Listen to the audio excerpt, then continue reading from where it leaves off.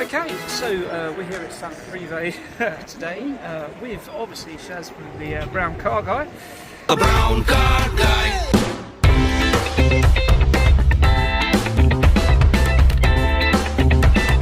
Brown car guy. First things first, what's your car of the day? My car of the day? Yeah. You know, I came down here to see one car only, and then sadly it's not one of these beautiful Ferraris, which are absolutely gorgeous. It is the Encore, Yeah. I think I said that right, Yep. Encore Series 1, which is basically their homage to the original Esprit. It's a dream that I've had for years, for somebody to recreate the original Esprit shape, but with modern mechanicals, and essentially that's what they've done. I think they've done, I've been all over it, I've been drooling all over it today. I think they've done an incredible job with it, and I'm off to buy a lottery ticket. Yes, I couldn't agree with you more. I have to say it's my car of the day too. They have done exactly what I dreamt of, basically. You know, I was upset when they killed it off in 2004, and I thought, well, they've got to bring something else out. Danny Baja tempted us with the new look when he was going to bring out 5 new cars. But the thing is, the Esprit, the signature of the Esprit is the shape. Yeah. And the thing is, like, when you put the Esprit badge in something that's generic supercar, it's not the Esprit. No. Whereas what they've created, what the Encore boys have created with that thing, that's an Esprit. Exactly. With Esprit DNA in it. Exactly, that's Amazing. the thing. Yeah, because they're made out of the original V8s. Great car, I think. And I mean, there's only 50 going to be made, apparently, he's telling me. Now I'm assuming 12 in the first year. 12 in the first year, and I think up to 20, 28 or 29 they're going to try and complete the set of 50. Yeah. Most of them are sold, Yeah. but there's still time I know. for that lottery ticket. Exactly. It's got to be the lottery ticket, definitely. That or one of those Omaze draws or whatever. Well, the thing is, it's 400k plus a donor car, so you're looking at 450 or something like that, for a good one. Yeah. Exactly. Yeah, you need a bit of money. But the question is would you get a good V8 in the first place? Because the amount of stuff they're spending time on, you could get the ropiest V8 possible. You could.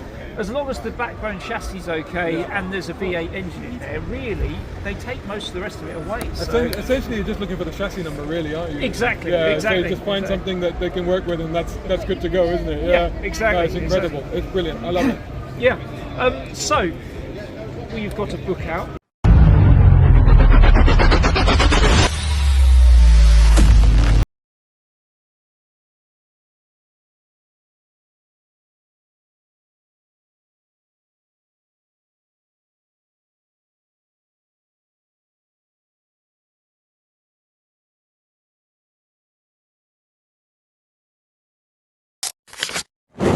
Because obviously we've got the ULEZ files that I'm halfway through at the moment reading, which is really I hope good. you're enjoying it. I am loving it. The first one was the ULEZ files. So that's the short stories. That came out in 2023. Yeah. So every year since I published a book. So in 2024, I collected 13 short stories which I'd written over 20 years. Yeah. They were about cars, about science fiction and the human condition. And so I compiled them into a book called The Quantum Races. And then in 2025, you see, I've been doing this for like 36 years now, and a lot of people will come up to me and say, well, how did you get into it, how did you do motoring journalism, etc. So I thought, let me put this in a book. So it's kind of semi-autobiographical, but semi-instructional. So how to be an automotive content creator, motoring journalist, and influencer came out in 2025. And and then this year, I am launching a series of books. Yeah. So this next novel, so it's my second full novel, it's called Silent Ruin. It's called a Jamshed Khan thriller. So it's going to be part of a series of books that I'm planning to do.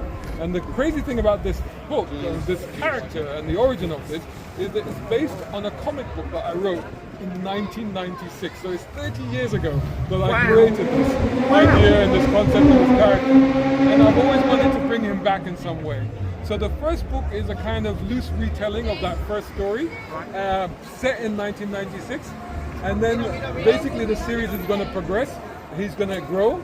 It's going to go through the years right till modern day. So that's the idea behind that series. Excellent. And I love the fact that you're using the Esprit in your pictures, aren't you? I've noticed.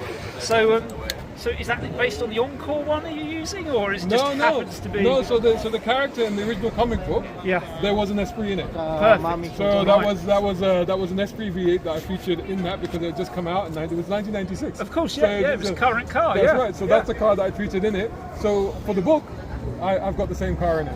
Excellent.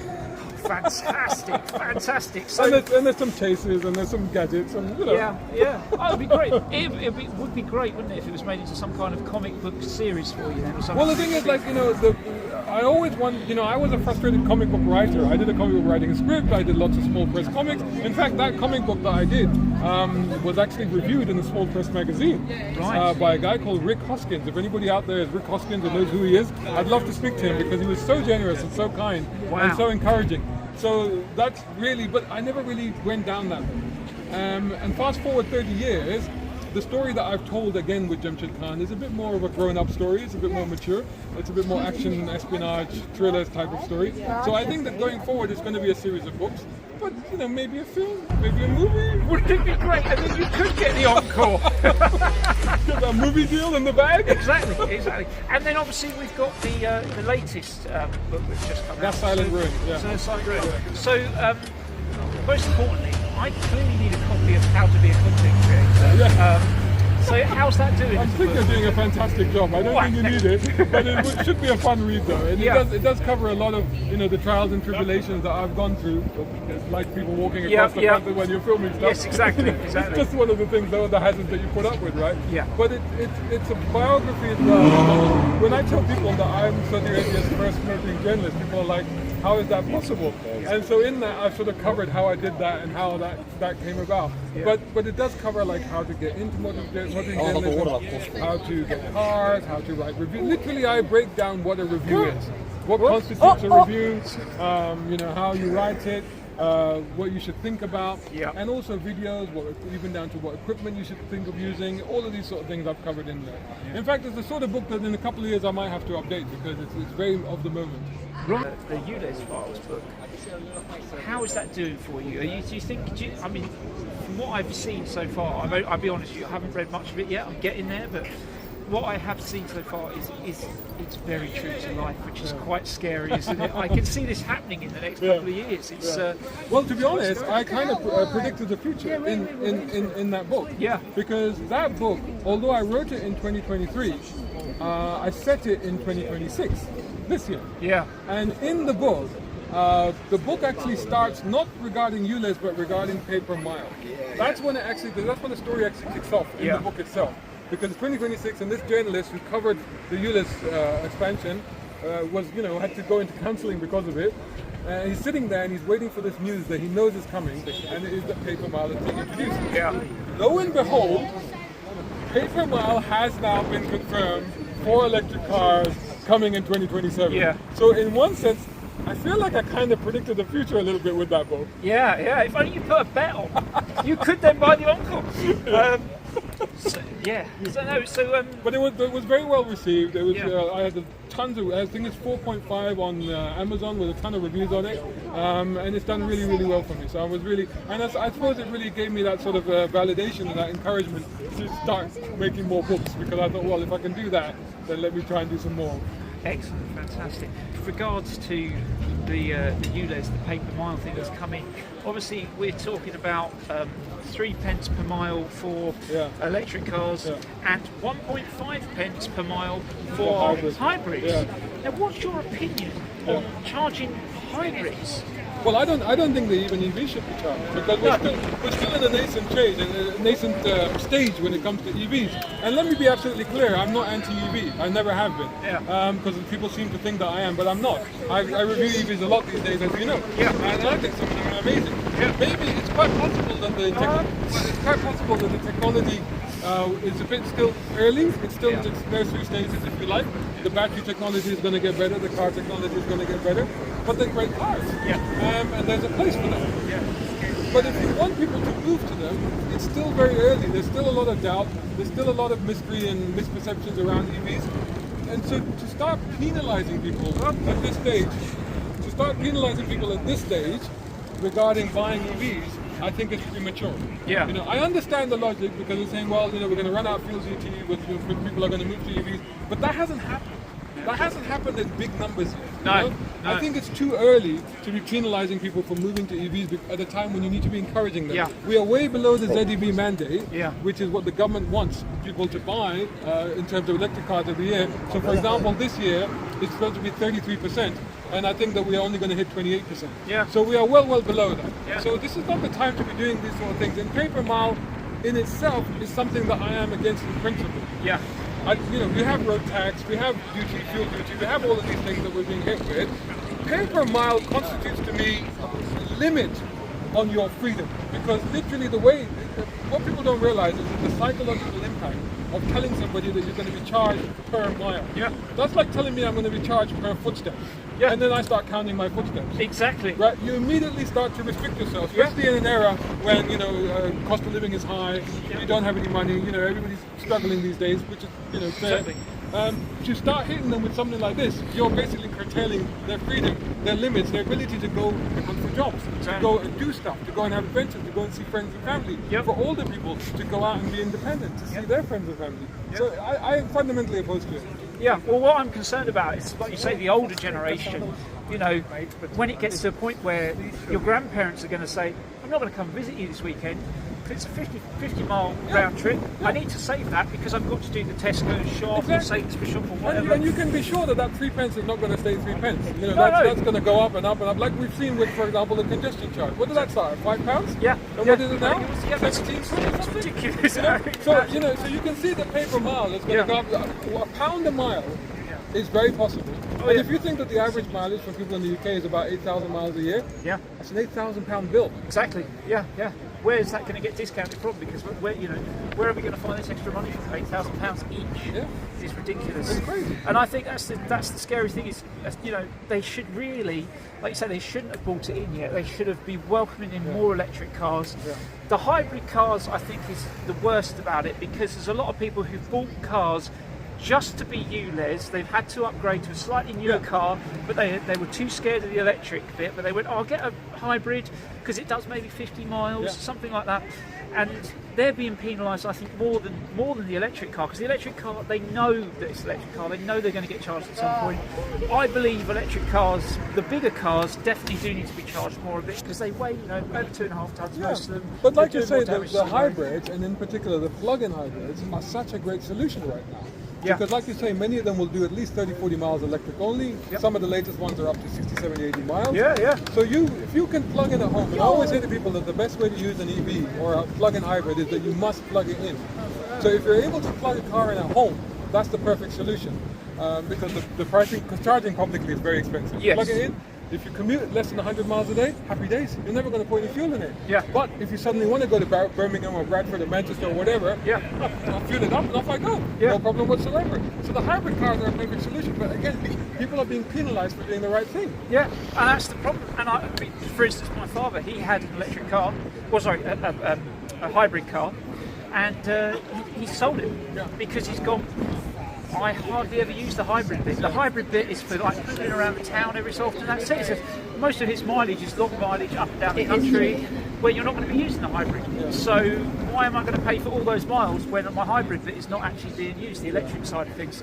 So he's decided to go completely the other way entirely and bought a full diesel. I thought you were going to say buy a Ford V8. That's what Let's go for it. I don't think he can afford that, but he's gone for a decent diesel. Actually, if you don't do many miles in a V8, and the thing is, people have this perception about V8s being very thirsty. And of course they are. But if you drive them correctly, you can actually get really good economy out of them. You just need to know what you're doing with them. Because remember that a V8 is a big lusty engine. And it's not putting 100% effort into what it's doing. No. When you get a smaller engine, then you have to rev the nuts off it. Exactly. To keep going. A V8 is lusty. It's just cruising along. My XKR ticks over at 1800 on the motorway. At 70 mile an hour. Easily. And you keep it at that, and you're like, well, I'm doing the same economy as a Ford Fiesta. I'll get 35 to MPG. That's not bad. That's not bad for a big engine like that. I don't think there's a problem with it. What do you think about this rolling 40-year thing for classic cars? Do you not think it should come down? It's wrong. It's wrong, and I've said so. Because if you look at, FIFA? FIFA is the International Federation for Classic Cars, which is actually sanctioned by the United Nations. So United Nations has basically, so if you think of World Heritage Sites, it's that sort of status. So what they've done is they've given that sort of status to classic cars. And what they have defined as classic cars is cars at up to 30 years old. So that means that anything up to 30 years old should be a classic. So therefore, putting it at 40 years old is excessive. And when you have cars like your own car that doesn't fall into it, a Lamborghini Countach may not fall into it, Yeah. my old E30 didn't quite fall into it, Yeah. all of these cars that we all widely consider to be classics, and yet they weren't being classified as classics. So I think it's completely wrong. I think it should be 30 years. And in fact, a lot of people say that maybe it should be 20 years because now a lot of classics that younger people are getting into are cars from the early 90s and early 2000s. So we're looking at those sort of cars. So when you're looking at cars of early 2000s, you're talking about 25 years old. Yeah. And yet we consider them the classic. I know, yeah, it's mad. I mean, let's look at it like, for instance, DB9's 2004. That's already a future classic. I mean, I cannot understand why, like they say, 20 years. I think 30 years is a good round place to I think 30 years is the correct number. Because that's in 96, you've still got cars. I think 94 was some of the last years with carburettor cars being sold. And that's a classic car, in my opinion. If it's got a carburettor in it, But it also, should be the a other classic. thing you have to keep in mind is that, again, you're penalizing the wrong cars. Because as we found, and in fact, there is data on this as well, the classic cars, modern classics, are polluting less because they actually have cleaner and more efficient engine systems and exhaust systems. So the modern cars are actually better. So you should actually be encouraging people to get into modern classics and to use them more because they are cleaner than even the older classics. Yeah, exactly, and that's where we're sort of that early 2000s period that some cars aren't ULEZ. Yeah. I think it's disgraceful Yeah, it's because crazy. that's a much cleaner car than you going the other way and buying a really old vintage car, retro car from the late 80s or early 80s that is ULEZ exempt.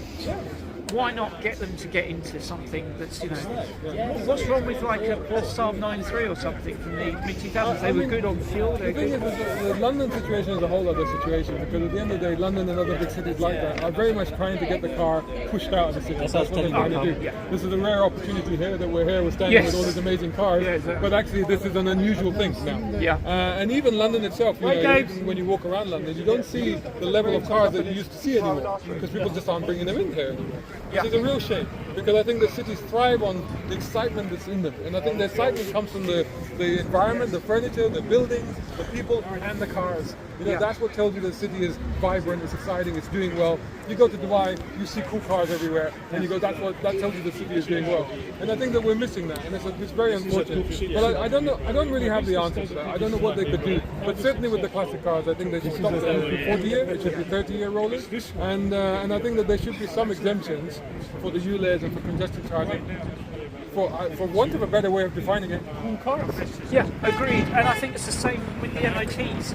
My suggestion has been that they go to every 2 years. As we proved during lockdown, most cars have passed MOTs absolutely fine 2 years later after they extended them with that 6 months.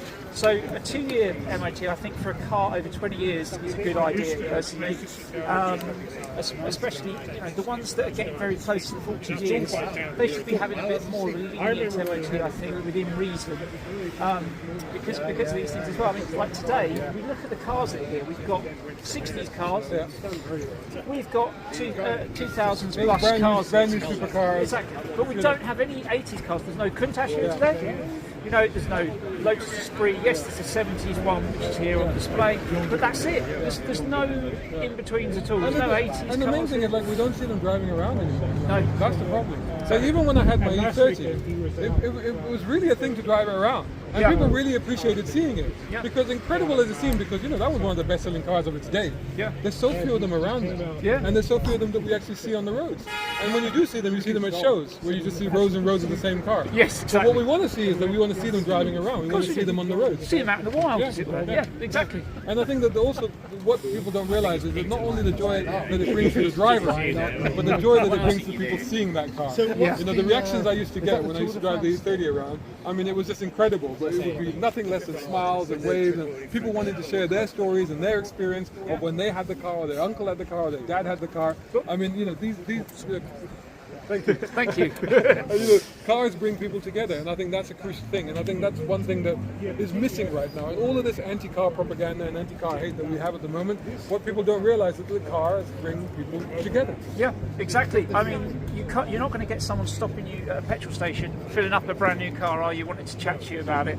It's not happening at all. It's got to be, like you say, your E36, sorry, E30. E30, yeah, the number of E30. conversations that I had at petrol stations Yeah, exactly. with that car, honestly. Exactly.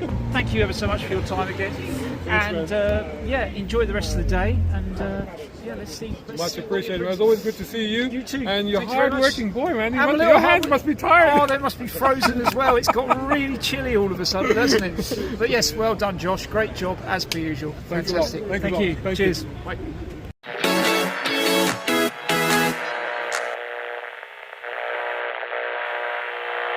Brown car guy.